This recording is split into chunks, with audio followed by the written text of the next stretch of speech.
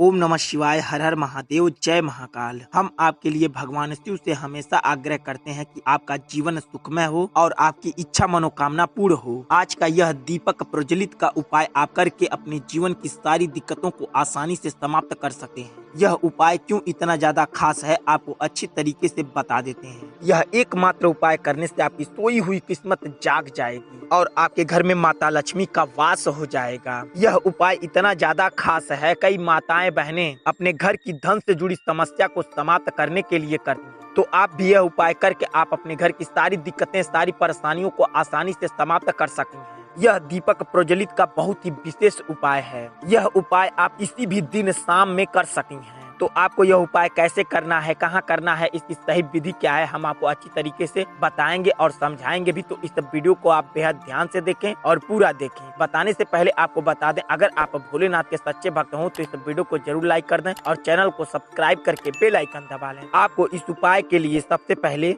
इसे बताते हैं। आपको पहले साफ सुथरा 2 दीपक ले लेना है। इस बात का बेहद ध्यान रखें, जो दीपक लें आप वह यूज ना किया हो, यानी कि पहले से वह जलाया हुआ ना हो। वह साफ सुथरा दीपक होना चाहिए और उसमें लगाने के लिए 2 लंबी बाती ले लें और आपको शुद्ध तिल का तेल ले लेना है। अगर आपके घर तिल का तेल ना हो तो साफ सुथरा सरसों का तेल भी ले सकेंगे। यह सब कुछ लेने के बाद अब आपको थोड़ा सा अपने घर का चावल लेना है और थोड़ा सा काला तिल लेना है। यह सारा सामग्री लेकर आप चले जाएं ऐसे वृक्ष के पास जिस वृक्ष का फल इंसान ना खाते हो, जैसे कि पीपल का पेड़ हो गया, बरगद का पेड़ हो गया या नीम का पेड़ हो गया। इन तीनों पेड़ों में से आपको एक पेड़ के पास चले जाना है। इस बात का बेहद ध्यान रखें, आपके घर से जो सबसे नजदीक पेड़ हो उसी के पास जाना है। जैसे ही उस पेड़ के पास आप चले जाएं, उसके जड़ में थोड़ा सा चावल और थोड़ा सा तिल वहां पर चढ़ा दें। चढ़ाने के बाद आपको थोड़ा थोड़ा तिल और चावल 2 जगह रख देना है। अब उसके ऊपर दोनों दिया रख देना है। जहां 2 जगह तिल और चावल गिरा हुआ है उसके ऊपर दोनों दिया बराबर से रख देना है। अब आपको उसमें बाती लगा देनी है।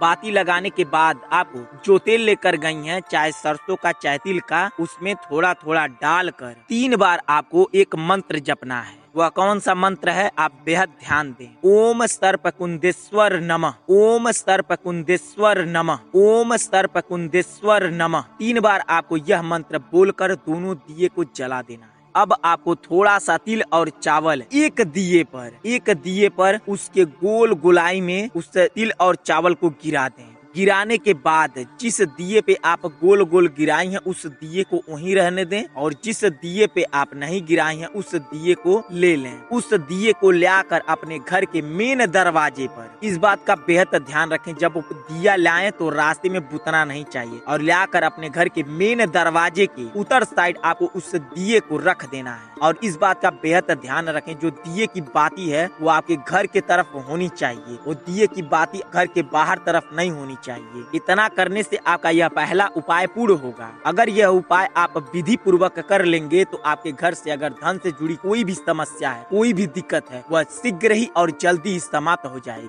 अब आपको बताते हैं दूसरे उपाय के बारे में। यह 2 दीपक का उपाय कोई भी व्यक्ति कर लेता है तो उसके जीवन से कोई भी बाधाएं आ रही हैं, कोई भी मनोकामना आपकी पूर्ण नहीं हो रही है, यह उपाय करने के बाद आपकी मनोकामना शीघ्र ही पूर्ण होगी और अवश्य ही पूर्ण होगा। इस उपाय मात्र से आपके घर में अगर बहुत ज्यादा कलेश चलता हो, बात बात पे झगड़े हो जाते हैं या कोई भी आप काम करने जाते हैं वह काम सफल ही नहीं होता है, लाख कोशिश करने के बाद आपकी इच्छा मनोकामना पूरी नहीं होती है, तो आप यह उपाय जरूर करें। गुरु जी ने बताया है, इस उपाय को कोई भी व्यक्ति अगर विधि पूर्वक कर लेता है तो उसके जीवन से कई सारी समस्याएं आसानी से टल जाती हैं। यह 2 दीपक का उपाय गुरु जी अपनी कई सारी कथाओं में बता चुके हैं। गुरु जी ने यह भी बताए हैं, अगर कोई भी व्यक्ति अपने सच्चे मन से यह उपाय पूर्ण करता है तो उसके घर से कोई भी समस्या हो, कोई भी दिक्कत हो, आसानी से खत्म हो जाती है। चाहे उसके घर में धन से जुड़ी समस्या हो, उसके घर में धन बिल्कुल आ ही नहीं रहा हो, या उसके घर में बहुत ज्यादा कलेश चलता हो, बात बात पर झगड़े हो जाते हों, या उसके घर में अनेकों प्रकार की समस्याएं उत्पन्न हो जाती हों, या अगर आपके घर में कोई हानिकारक शक्ति का वास है और आपको पता ही ना हो, तो भी इन सारी समस्याओं से आप छुटकारा पा सके हैं सिर्फ इस एकमात्र उपाय से। इस उपाय को तो कई माताएं, बहनें और भाई बंधु धन से जुड़ी समस्या को समाप्त करने के लिए करते हैं। अगर आपके घर में कोई भी समस्या चल रही हो तो यह उपाय जरूर करके देखें। तो गुरुजी इस उपाय को कैसे करने के लिए बताए हैं और इस उपाय में क्या क्या सामग्री लगती है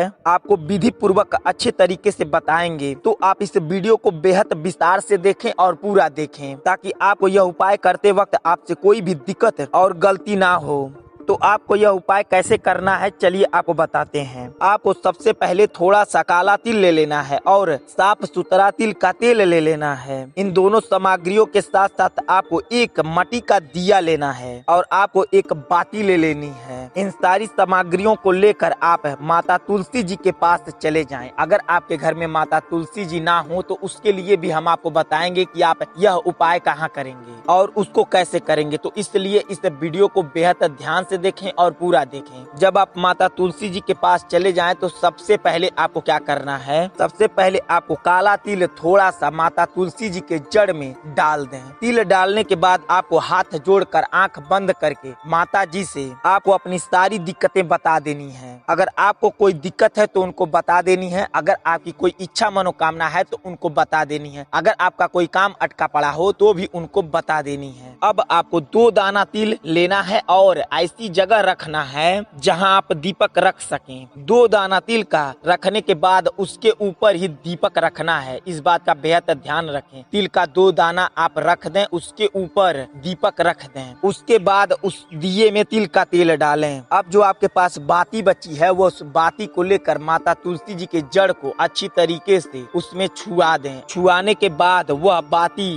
दिए में रख कर उसे प्रज्वलित कर दें। दीपक जलाने के बाद इस बात का बेहद ध्यान रखें, जो आप दीपक की बाती लगाए हैं वह तुलसी माता जी की तरफ होनी चाहिए। जब आप दीपक जला लें तो जो आप तिल का दाना उनके जड़ के पास छींटी हैं या छींटे हैं तो उसमें से कुछ दाना माता तुलसी जी से मांग कर वह ले लें और अपने तिल के जो तिल लेकर गई हैं उस तिल में डालकर अच्छे से मिला लें और वह तिल लेकर चले आए अपने घर में। उस तिल के दाने को अपने घर में हर एक कमरे में हर एक जगह एक एक तिल फेंक देना है। इतना जब कर लेंगे आप दूसरा दिया लेना है और ठीक उसी प्रकार आपको साफ सुथरा दिया लेना है और उस दिए के लिए आपको साफ सुथरा तिल का तेल लेना है और साफ सुथरी बाती लेनी है। इस बात का बेहद ध्यान रखें, वह दिया पहले जलाया ना हो। ऐसा नहीं कि जो दिया जला हो और फिर उसके बाद उसे यूज कर ले, नहीं। जो दिया एक बार यूज हो गया है उसको आपको नहीं लेना है। साफ सुथरी दिए की बाती लेनी है और दिया भी साफ सुथरा ही लेना है। दिए के साथ साथ आपको थोड़ा सा चावल लेना है। इस बात का बेहद ध्यान रखें, जो चावल का दाना लें वो आपके घर का ही होना चाहिए। ये नहीं कि किसी के घर से मांग ले, नहीं, वह चावल का दाना आपके घर का होना चाहिए। ठीक उसी प्रकार जिस प्रकार हम आपको पहले बताए हैं उसी प्रकार आपको माता तुलसी जी के पास जाना है। वैसे ही चावल का दाना उनके जड़ में रख देना है और आपकी जो इच्छा है, जो मनोकामना है, जो कोई भी काम अटका पड़ा है वह माता तुलसी जी को श्रद्धा पूर्वक अपने मन में कहकर माता जी को बता देनी है। वहाँ से भी आपको थोड़ा सा चावल का दाना लेकर जो चावल लेकर गए हैं उसमें मिला लें। यह चावल का दाना अपने घर के बाहर बाहर छींटना है। इस बात का बेहद ध्यान रखें, जो चावल का दाना है वो घर में नहीं छींटना है, उसे आपको अपने घर के चारों तरफ बाहर बाहर छींटना है। यह 2 दीपक का उपाय आपके जीवन के लिए अति लाभकारी है, क्योंकि यह उपाय कई सारी ग्रंथों में भी बताया गया है। अगर आपके घर बड़ी से बड़ी विपदा चल रही हो तो यह उपाय जरूर करके देखें। अब आपको बताते हैं, अगर आपके घर माता तुलसी जी ना हो तो आपको यह उपाय कहाँ करना है और कैसे करना है।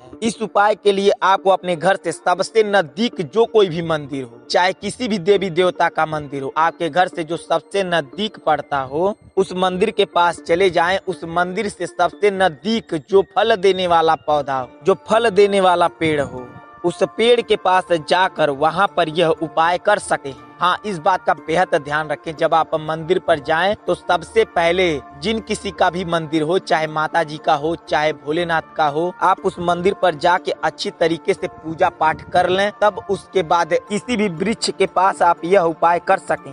अगर यह उपाय आपको अच्छी तरीके से समझ में आ गया हो तो कमेंट बॉक्स में आप जिस किसी भी देवी देवता का पूजा पाठ करते हो उनका नाम कमेंट बॉक्स में जरूर लिख दें और इस वीडियो को लाइक तो जरूर करें और चैनल को हो सके तो सब्सक्राइब भी कर सकते हैं। चलिए मिलते हैं आपसे अगली वीडियो में, तब तक के लिए श्री शिवाय नमस्तुभ्यम, हर हर महादेव।